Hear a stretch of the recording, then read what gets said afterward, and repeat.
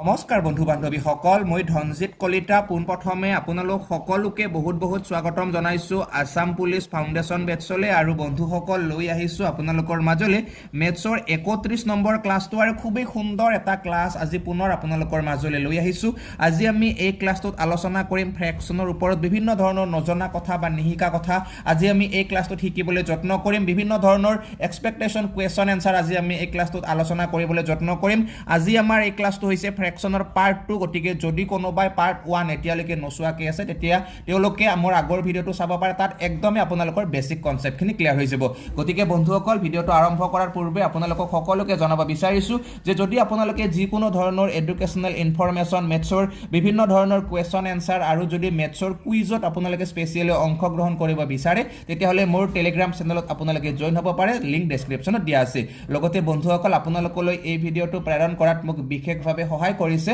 অসমৰ আগশাৰীৰ শিক্ষা অনুষ্ঠান ভদ্ৰা IAS একাডেমীয়ে। বন্ধুসকল, এতিয়া পোনে আমি ভিডিঅ'টোৰ মূল বিষয়বস্তুলৈ আগবাঢ়িছোঁ আৰু তাৰ প্ৰাক মুহূৰ্তত আপোনালোকক সকলোকে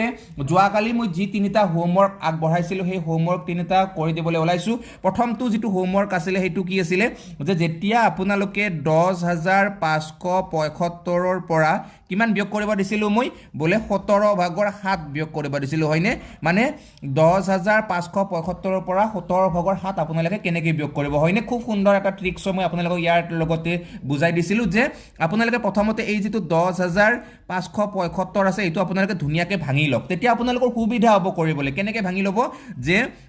10,574 যোগ 1 আপোনালোকে এনেকুৱাকৈ কৰি ল'ব পাৰে, হয়নে? এতিয়া এই যিখিনি মান 10,574 যোগ 1 আৰু এইখিনি 10,575 এইখিনি কিমান হ'ব? একেই সমান হ'ব, হয়নে নহয়? এতিয়া আপোনালোকে এই 1টোৰ পৰা স্পেচিয়েলি আপোনালোকে 17/7টো ধুনীয়াকৈ বিয়োগ কৰি দিয়ক, ঠিক আছে? আগৰখিনিতো এনেকৈ থাকিব, কিমান আছে আগৰখিনি বোলে 10,574 আছে। এতিয়া 1ৰ পৰা আপোনালোকে কি বিয়োগ কৰিব লাগে? 17/7টো বিয়োগ কৰিব লাগে, হয়নে? এতিয়া ধুনীয়াকৈ আপোনালোকে ইয়াক বিয়োগ কৰিব পাৰিব। চাওক, 1ৰ তলত একো নাই মানে কি আছে? এটা 1 আছে, গতিকে 1 আৰু 17ৰ এলচিয়াম কিমান হ'ব? বোলে 17 হ'ব, হয়নে? গতিকে 1টো যদি আমি 17 লিখিলোঁ, ওপৰৰ 1টো আমি কি কৰিব লাগিব? 17 কৰিব লাগিব, হয়নে নহয়? কাৰণ তলৰ 1টো যিহেতু আমি 17 কৰিছোঁ, ওপৰৰ 1টো 17 কৰিব লাগিব। এতিয়া চাওক, ইয়াৰ লগত বিয়োগ 17 1 গুণ 17, গতিকে 7 1 গুণ আমি 7 লিখিম, হয়নে? ঠিকে আছে, ইয়ালৈকে ধুনীয়াকৈ আপোনালোকে বুজি আছে, যোৱাকালি নিশ্চয় বুজিছিলে, হয়নে?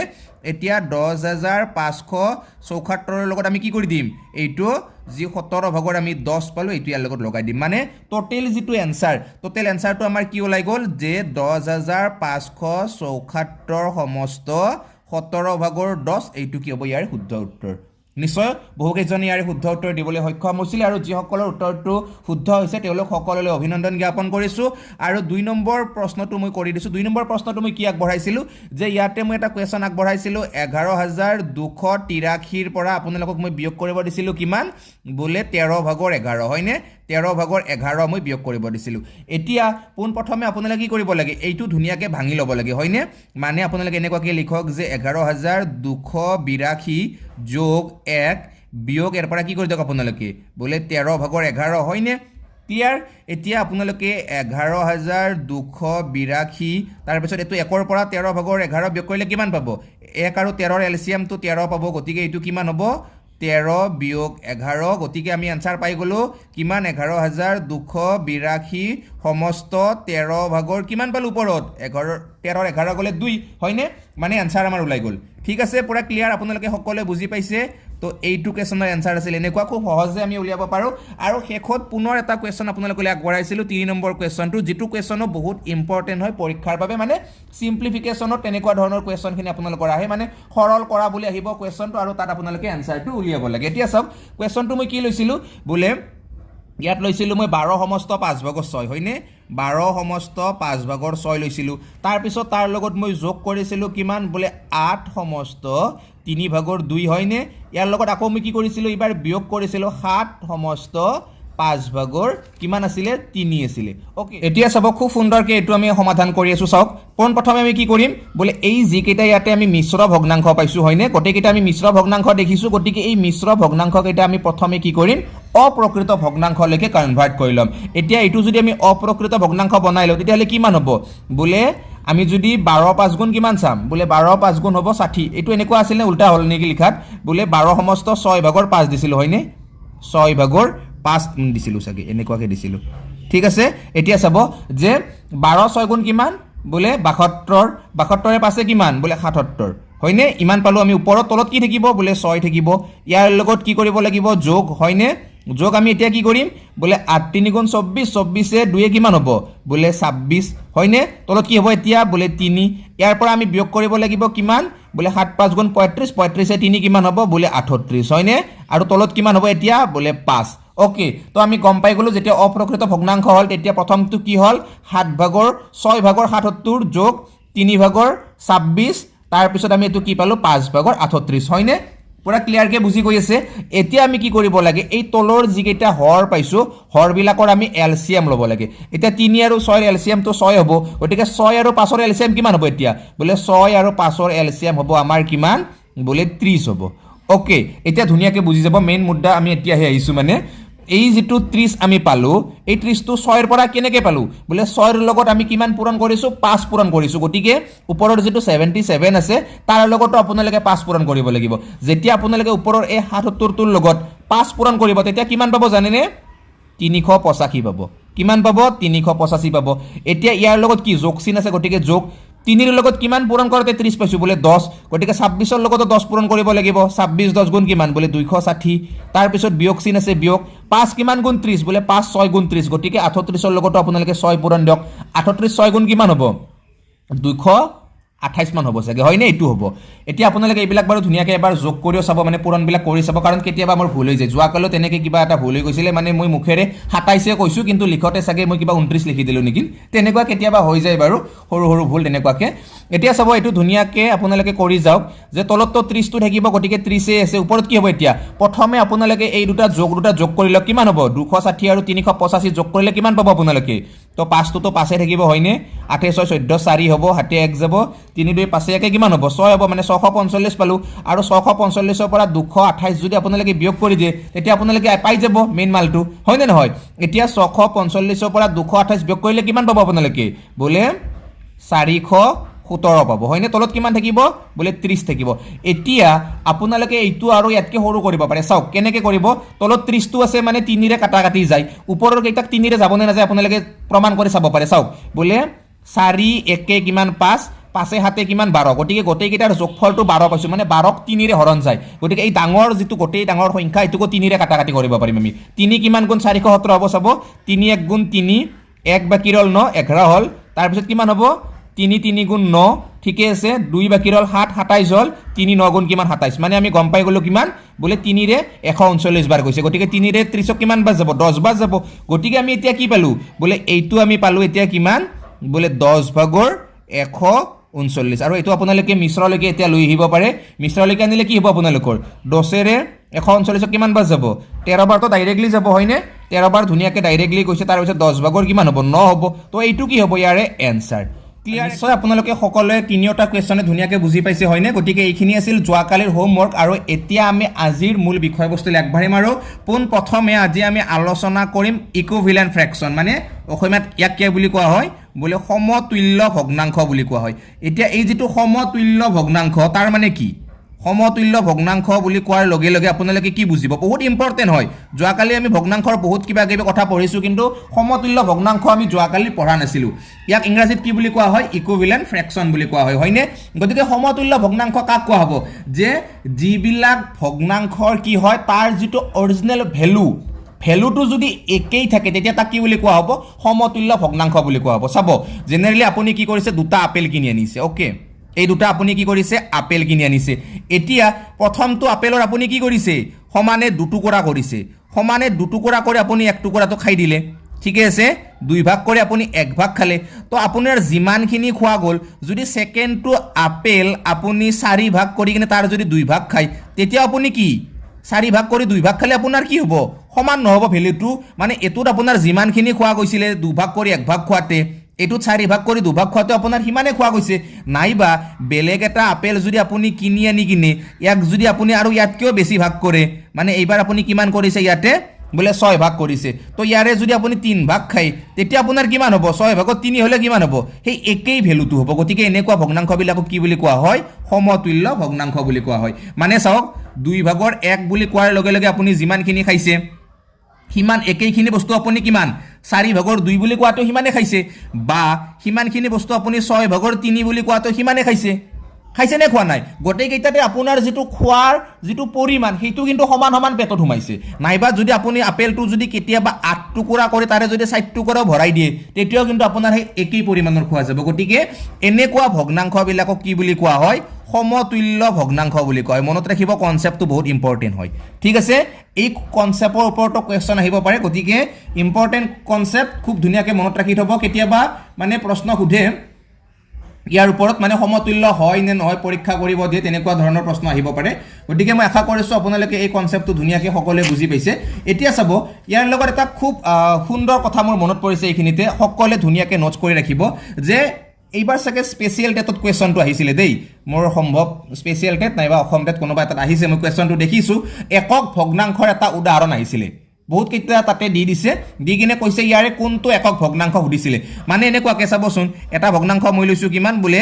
ইয়াতে লৈছো মই 3/2 তাৰ পিছত লৈছো মই এটা 1/7 এটা লৈছো মই 6/1 আৰু এটা লৈছো ধৰি লওক মই কিমান 10/5 এই চাৰিটা মই ইয়াতে ভগ্নাংশ লৈছো এই ভগ্নাংশ কেইটাৰ ভিতৰত যদি আমাক সুধে বলে ইয়াৰে একক ভগ্নাংশ কোনটো তেতিয়া আমাৰ যদি কনসেপ্টটোৱে নাথাকে ক্লিয়াৰ তেতিয়া আমি কেনেকৈ ক'ব পাৰিম উত্তৰটো ডেফিনেটলি নোৱাৰো ন গতিকে আমি একক ভগ্নাংশৰ বিষয়ে ধুনীয়াকৈ কনসেপ্টটো ক্লিয়াৰ কৰিব লাগিব গতিকে সকলোৱে ধুনীয়াকৈ লিখি লওক ইয়াৰ ডেফিনেশ্যনটো মই কৈ আছো একক ভগ্নাংশ এনেকুৱাকৈ সকলোৱে লিখি ল'ব একক ভগ্নাংশ কোনবিলাকক কোৱা হয় যে যিবোৰ প্ৰকৃত ভগ্নাংশৰ লবৰ মান 1 সেইবোৰ ভগ্নাংশক কি বুলি কোৱা হয় একক ভগ্নাংশ বুলি কোৱা হয় মানে একক ভগ্নাংশ হ'ব লাগিলে পোন প্ৰথমে ভগ্নাংশটো কি হ'ব লাগিব এটা প্ৰকৃত ভগ্নাংশ হ'ব লাগিব মানে লবটো সৰু হৰটো ডাঙৰ হ'ব লাগিব তাৰ উপৰিও কি কৰিব লাগিব হিয়াৰ লবৰ মান সদায় 1 হ'ব লাগিব গতিকে আপোনালোকে ডেফিনেশ্যনটো ধুনীয়াকৈ লিখি লওক এনেকে যে যিবোৰ বইখন অকণ ওপৰলৈকে লৈ গৈছো বাৰু দেখা নাপাব নহলে হয়নে মানে যিবোৰ প্ৰকৃত ধুনীয়াকৈ আপোনালোকে নোটছটো কৰিব যিবোৰ প্ৰকৃত ভগ্নাংশৰ লবৰ মান 1 সেইবোৰক একক ভগ্নাংশ বোলে বহুত ইম্পৰ্টেন্ট হয় নিশ্চয় সকলোৱে পাৰিব এতিয়া পৰীক্ষা দেখাৰ লগে লগে পাৰিবনে সকলোৱে এতিয়া এই যেটো কোৱেশ্চন মই অকমান আগতে দিছিলো ইয়াৰে শুদ্ধ উত্তৰ কোনটো হ'ব ইয়াৰে প্ৰকৃত ভগ্নাংশ কোনটো আছে এইটো আৰু এইটো এতিয়া এই তিনিটাৰ কোনটোত 1 আছে ওপৰত বলে এইটো আছে গতিকে ইয়াৰে একক ভগ্নাংশ কোনটো হ'ব 6/1 হ'ব হয়নে ইয়াৰ শুদ্ধ উত্তৰ কোনটো হ'ব 6/1 হ'ব এনেকুৱা ভগ্নাংশ বিলাকক আমি কি বুলি কম একক ভগ্নাংশ বুলি কম পুৰা কনসেপ্টটো ধুনীয়াকৈ ক্লিয়াৰ কৰি গৈছে আপোনালোকে সকলোৱে কনসেপ্ট বিলাক ধুনীয়াকৈ ক্লিয়াৰ কৰি যাব যাতে কাৰোৱে একো কনসেপ্টটো ৰৈ নাযায় প্ৰতিটো মানে কনসেপ্টে ইম্পৰ্টেন্ট হয় আৰু এতিয়া মই কি ক'বলৈ গৈ আছো দুটা বেলেগ বেলেগ ভগ্নাংশ আছে যে সদৃশ ভগ্নাংশ আৰু অসদৃশ বা কেতিয়াবা বিসদৃশ বুলিও কয় এতিয়া সেইবিলাক কাক কোৱা হ'ব চাব যে ধুনীয়াকৈ আপোনালোকে এইটো লিখক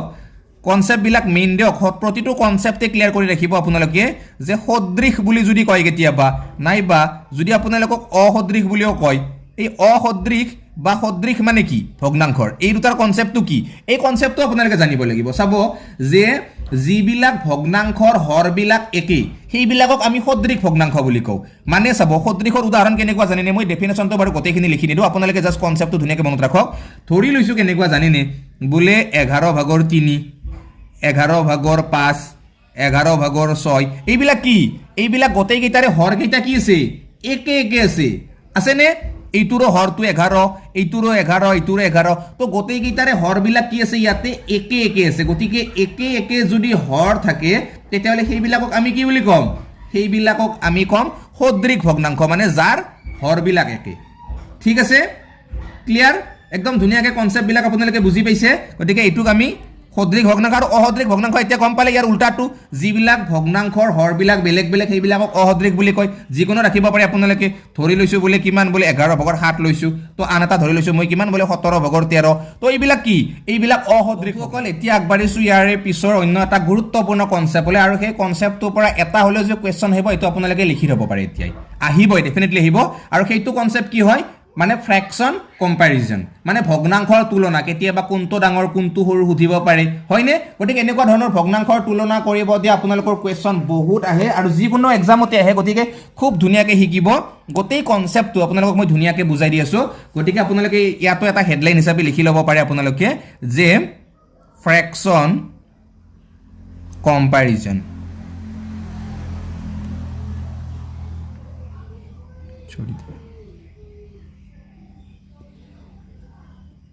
ফ্ৰেকশ্যন কম্পেৰিজন মানে ভগ্নাংশৰ তুলনা ওকে এতিয়া ভগ্নাংশৰ আমি তুলনা কেনেকৈ কৰিম চাওক যদি আপোনালোকক কয় বোলে ইয়াতে কিমান আছে বোলে 3/2 আৰু আমাক কৈছে কিমান 3/1 এতিয়া ইয়াৰে কোনটো ডাঙৰ কোনটো সৰু যদি আপোনালোকক বাছি উলিয়াব দিয়ে তেতিয়াহ'লে ডেফিনেটলি আপোনালোকে বাছি উলিয়াব পাৰিব মানে ধৰি লওক এটা আপেল আপোনাক কিনি আনিছে এই আপেলটো আনি যদি আপুনি সমানে 3 ভাগ কৰিছে কৰি যদি ইয়াৰে যদি আপুনি যিকোনো 2 ভাগ খায় তেতিয়া আপোনাৰ কিমান হ'ব 3 ভাগ কৰি 2 ভাগ খাইছে আৰু সেই একে আপেলটো 3 ভাগ কৰি আপুনি 1 ভাগ খাইছে তেতিয়া কি হ'ব আপোনাৰ 3 ভাগ কৰি 2 ভাগ খোৱাটো আপুনি বেছি বুলি গম পাব হয় না তো দেখা পায়ে গম পাইছে যে আপোনাৰ 3 ভাগ কৰি 2 ভাগ কৰাটোত আপুনি বেছিকৈ খাইছে ওকে এইখিনিতো আপোনালোকে গমেই পাইছে কাৰণ কিয় গম পাইছে ইয়াৰে হৰ দুটা একে একে হয়নে যদি কুৱেশ্যনটো তেনেকুৱাকৈ নাহে যদি কুৱেশ্যনটো এনেকৈ আহে বোলে কোনোবা এটা বস্তুৰ আপুনি 7 ভাগৰ 4 অংশ খাইছে আৰু কোনোবা এটা বস্তুৰ আপুনি কি কৰিছে 5 ভাগৰ 3 অংশ খাইছে এতিয়া কোনটোত বেছিকৈ খাইছে এইটোত বেছিকৈ খাইছে নে এইটোত বেছিকৈ খাইছে মানে ইয়াতে কি হ'ব আপোনাৰ গ্ৰেটাৰ দেন হ'ব নে লেছ দেন হ'ব তো কোনডাল চিন ইয়াতে বহিব আপোনালোকে বহুৱাব লাগে ঠিক এনেকুৱা ধৰণৰ কুৱেশ্যন ডেফিনেটলি এটা আহে পৰীক্ষাত আৰু সকলোৱে ধুনীয়াকৈ শিকি থাকিব গোটেইখিনিয়ে কথাই ধুনীয়াকৈ আমি এই ক্লাছটোত বুজাই দিবলৈ মই যত্ন কৰিম আপোনালোকক আৰু বস্তুবিলাক আপোনালোকে নোটছ কৰিব যিমান পাৰে সিমান মানে কনচেপ্টবিলাক আপোনালোকে ধুনীয়াকৈ নোটছ কৰি গৈ থাকক মানে প্ৰতিটো কনচেপ্টে ক্লিয়াৰ কৰি পেলাম এই ক্লাছৰ জৰিয়তে কথা দিছোঁ সেইটো মই এতিয়া ইয়াৰে কেইটামান ভাগ আছে টাইপছ আছে গতিকে মই পোনপ্ৰথমে মই টাইপ 1টো বুজাই দিছোঁ চাব টাইপ 1টো কেনেকুৱা যে টাইপ 1টোত সদায় আপোনালোকে এনেকুৱা ধৰণৰ ভগ্নাংশখিনি দেখিবলৈ পাব মানে কেনেকুৱা জানেনে এই যিটো মই অকণমান আগতে ক'লোঁ আপোনালোকক যে হৰ দুটা একে একে তো হৰ দুটা একে একে আমি যিকোনো পাব ধৰি লওক আপোনালোকে কিমান পাইছে বোলে 9/6 ধৰি লওক আপোনালোকে কিমান বোলে 9/3 ধৰি লৈছোঁ পুনৰ অন্য এটা যে 9/5 হয়নে বা 9/1 9/1 হয়নে তো এইবিলাকৰ পৰা যদি আমি বাছি উলিয়াব লাগে ইয়াৰে কোনটো ডাঙৰ লগে লগে আমি গম পাম কেনেকৈ গম পাম বোলে ইয়াতে আমি হৰ কেইটা চাম গোটেইকেইটা হৰ কি আছে যে যেতিয়া গোটেইকেইটা হৰ একেই থাকিব তেতিয়া তাৰ লবৰ ওপৰত তুলনা কৰি কিনে ভগ্নাংশৰ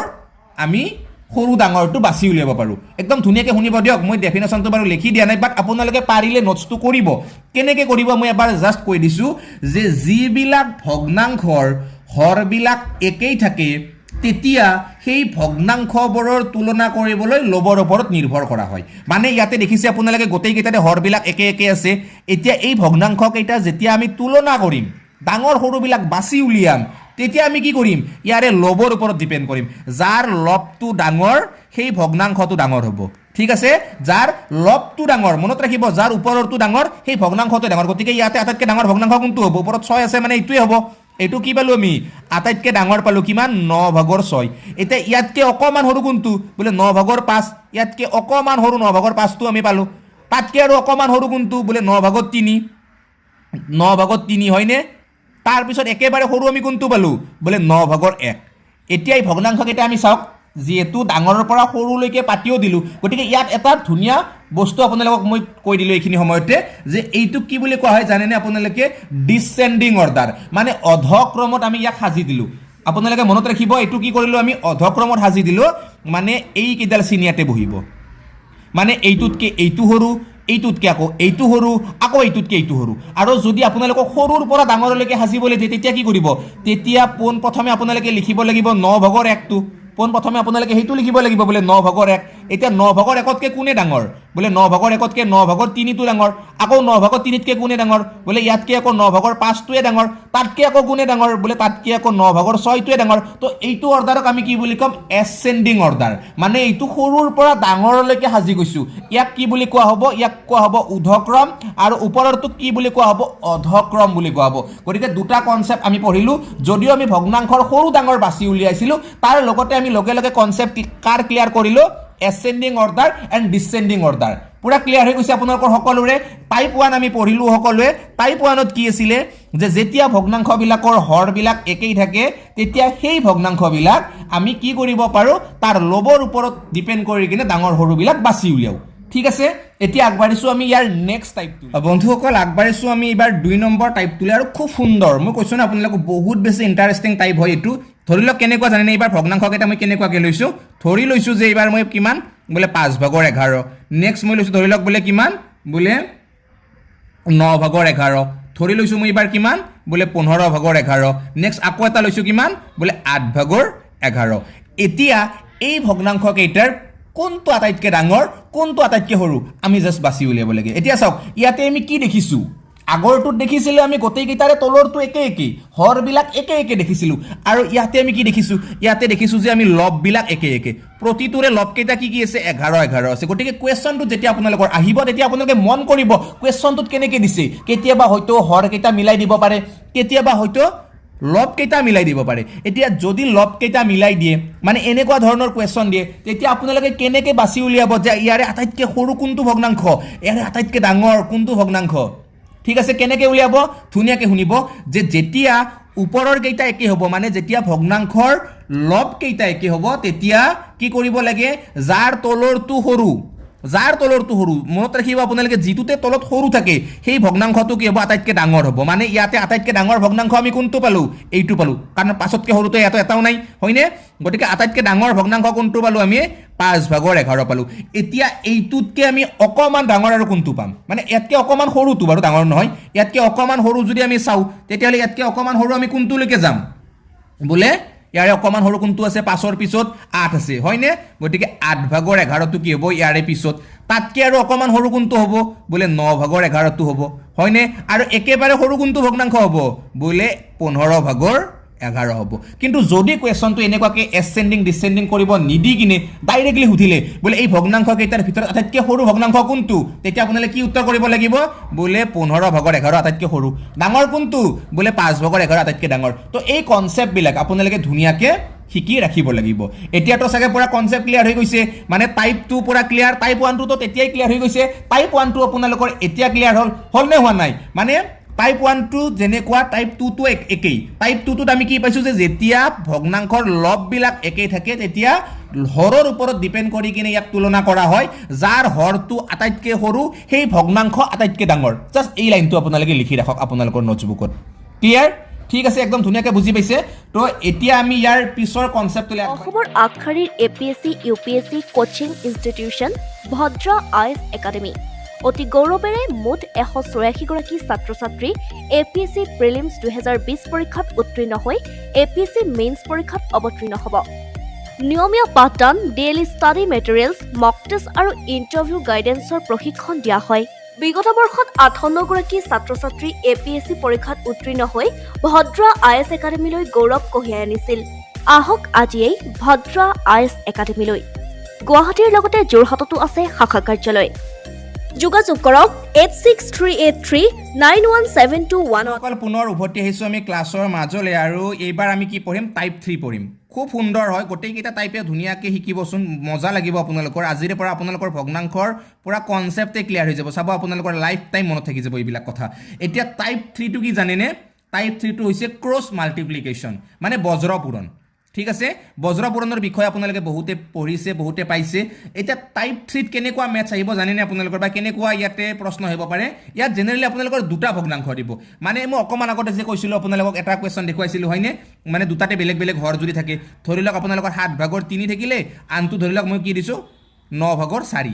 এতিয়া ইয়াৰে কোনটো ডাঙৰ কোনটো সৰু কেনেকৈ বাছি উলিয়াব তো ইয়াতে হৰবিলাকো বেলেগ বেলেগ আছে লববিলাকো বেলেগ বেলেগ আছে তো কেনেকৈ কৰিব জানেনে ইয়াত আপোনালোকে সিধা সিধি ক্ৰছ মাল্টিপ্লিকেশ্যনটো লগাই দিয়ক কেনেকৈ ক্ৰছ মাল্টিপ্লিকেশ্যন লগাব যিটো প্ৰথমটো ভগ্নাংশৰ যিটো লব সেইটোৰ লগত আপোনালোকে সেকেন্ডটো ভগ্নাংশৰ হৰটো পূৰণ কৰক 9 3 গুণ কিমান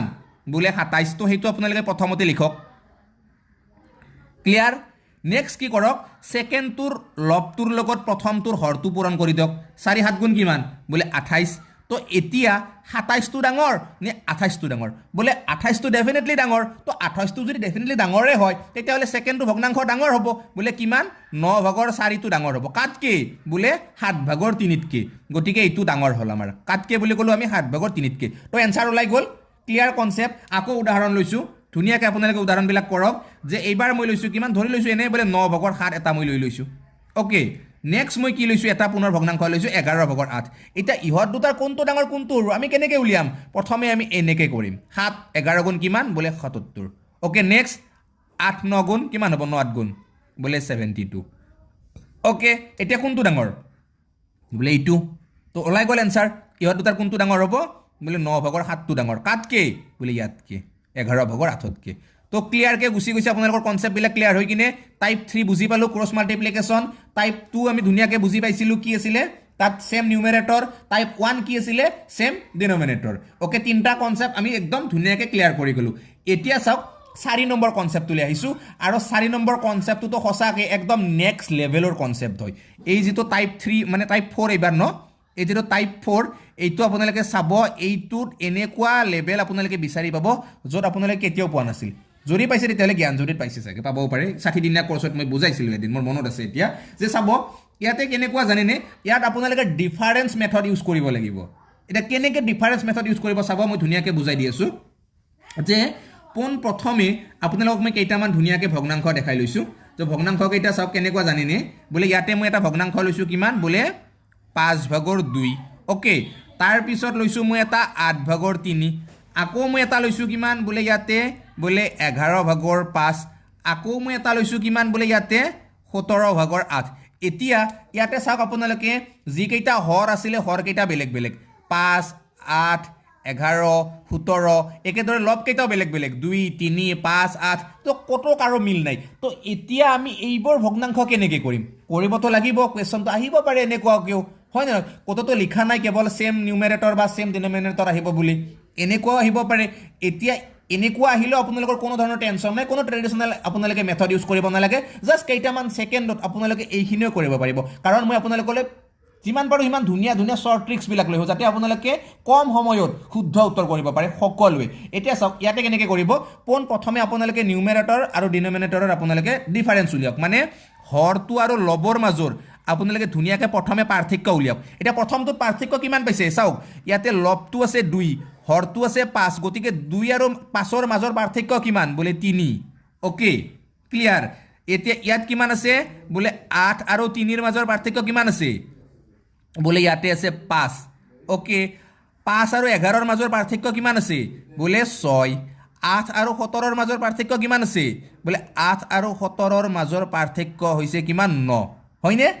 পুৰা ক্লিয়াৰ আপোনালোকৰ গোটেইকেইটা ধুনীয়াকৈ কনসেপ্ট ক্লিয়াৰ কৰিব পাৰিছে আপোনালোকে এতিয়া চাব যে এই যিকেইটা আমি ডিফাৰেন্স পালো 3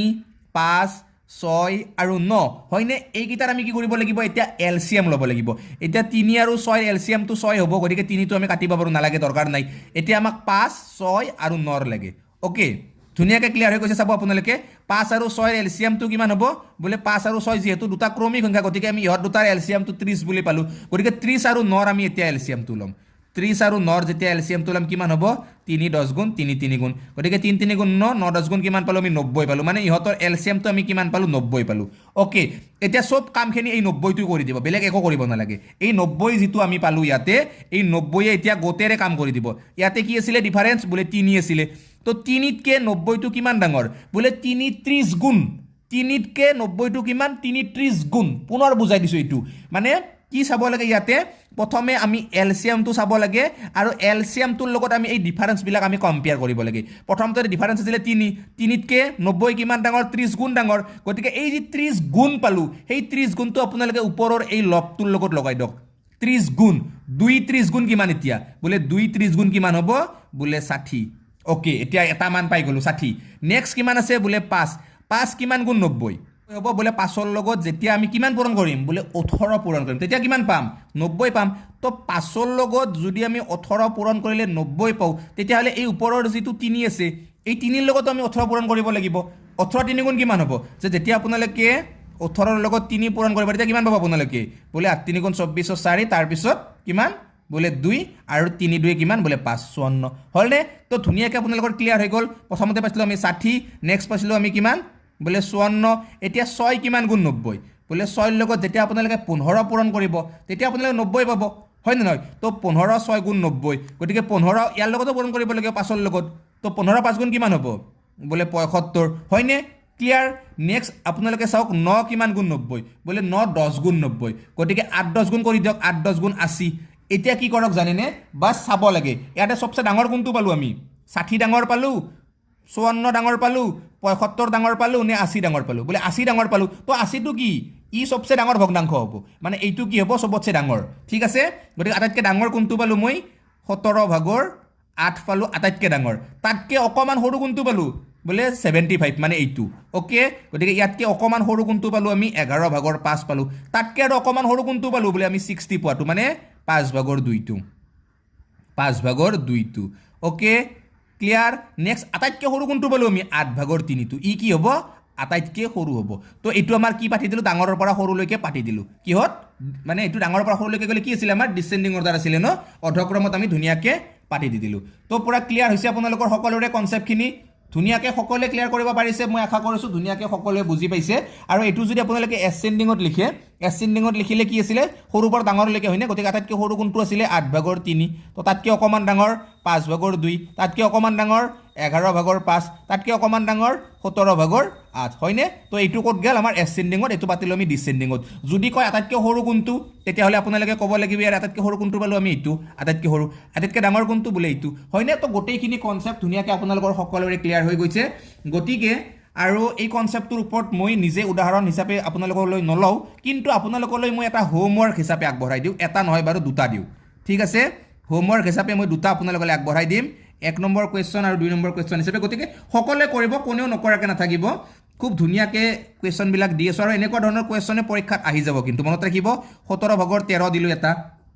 20 ভাগৰ 16 দিলোঁ এটা নেক্সট 25 ভাগৰ 21 দিলোঁ এটা ঠিক আছে নেক্সট 31 ভাগৰ 27 দিলোঁ এটা তো এইটো 1 নম্বৰ কুৱেশ্যন আপোনালোকে কোনটো ডাঙৰ কোনটো সৰু জাষ্ট বাছি উলিয়াব লাগে এইটো নে এইটো নে এইটো নে এইটো কোনটো হ'ব আপোনালোকে বাছি উলিয়াব 2 নম্বৰ কুৱেশ্যন আপোনালোকে পুনৰ আগবঢ়াইছোঁ এই কুৱেশ্যনটো কি দিলোঁ মই বোলে এই কুৱেশ্যন দিলোঁ মই আপোনালোকক অকণমান সৰু কৰি দিলোঁ মানবিলাক 9 ভাগৰ 7 দিলোঁ তাৰপিছত 13 ভাগৰ 11 দিলোঁ তাৰপিছত 17 ভাগৰ 15 দিলোঁ তাৰপিছত 21 ভাগৰ 19 দিলোঁ ঠিক আছে ক্লিয়াৰ ধুনীয়াকৈ পৰা ক্লিয়াৰ হৈ গৈছে আপোনালোকৰ তো ইয়াতে দুটা কুৱেশ্যন মই আপোনালোকলৈ হোমৱৰ্ক হিচাপে আগবঢ়ালোঁ সকলোৱে হোমৱৰ্ক দুটা কমসে কম কৰিব মই আশা কৰিছোঁ আপোনালোকে সকলোৱে ইয়াৰ এনসাৰটো দিব কিয়নো ইম্পৰ্টেণ্ট হয় যিটো টপিক আমি পঢ়িছোঁ এই টপিকটো বহুত বেছি ইম্পৰ্টেণ্ট গতিকে একচুৱেলি আৰু বহুত শিকিব লগা আছিলে আমি আজিৰ ক্লাছটোত গতিকে ইমান দীঘলীয়াও কৰিব নাযাওঁ কিয়নো আমি অহাকালি এটা ক্লাছ ল'ম আৰু অহাকালিৰ ক্লাছত আমি বহুখিনি গুৰুত্বপূৰ্ণ প্ৰশ্ন মই আপোনালোকৰ মাজলৈ লৈ আহিম গতিকে সকলোৱে ক্লাছবোৰ ডেইলি ৰেগুলাৰ মানে চাই থাকিব আৰু সকলোলৈ অকণমান আগতীয়াকৈ হ'লেও অসমীয়া আমাৰ বাপতি শহুন ভোগালী বিহুৰ ন শুভেচ্ছা জ্ঞাপন কৰিছোঁ যিহেতু অহাকালি উৰুকা গতিকে অহাকালি চাগে আপোনালোকৰ প্ৰস্তুতিয়ে চাগে একদম তামাম হৈ আছে হয়নে কিন্তু এটা দুখৰ কথা কওঁ দিয়ক সিক্ৰেট কথা কৈছোঁ কি জানেনে এতিয়ালৈকে বিহু খাব কোনেও মাতা নাই কি ক'ম আৰু দুখ লাগিছে অকণমান হয়নে গতিকে আহিব বাৰু আপোনালোকে আমাৰ ঘৰলৈ আহিব সকলোকে নিমন্ত্ৰণ জনাইছোঁ আৰু আজিৰ ক্লাছটো আৰু বহুত দীঘলীয়া নকৰোঁ ইমানখিনিতে সমাপ্ত কৰিছোঁ অহাকালি আপোনালোকক সকলোকে অন্য এটা নতুন আৰু একদমেই মজাদাৰ ভিডিঅ'ত লগ পোৱাৰ প্ৰতিশ্ৰুতিৰে আজিলৈ জনাইছোঁ বাই বাই জয় আই অসম অসমৰ আগশাৰীৰ APSC UPSC coaching institution Bhadra ice academy অতি গৌৰৱেৰে মুঠ 184 গৰাকী ছাত্ৰ ছাত্ৰী APSC প্ৰিলিমছ 2020 পৰীক্ষাত উত্তীৰ্ণ হৈ APSC মেইনছ পৰীক্ষাত অৱতীৰ্ণ হ'ব নিয়মীয়া পাঠদান ডেইলি ষ্টাডি মেটেৰিয়েলছ মক টেষ্ট আৰু ইণ্টাৰভিউ গাইডেন্সৰ প্ৰশিক্ষণ দিয়া হয় বিগত বৰ্ষত 58 গৰাকী ছাত্ৰ ছাত্ৰী APSC পৰীক্ষাত উত্তীৰ্ণ হৈ ভদ্ৰা আইচ একাডেমীলৈ গৌৰৱ কঢ়িয়াই আনিছিল আহক আজিয়েই ভদ্ৰা আইচ একাডেমীলৈ গুৱাহাটীৰ লগতে যোৰহাটতো আছে শাখা কাৰ্যালয় যোগাযোগ কৰক 86383917218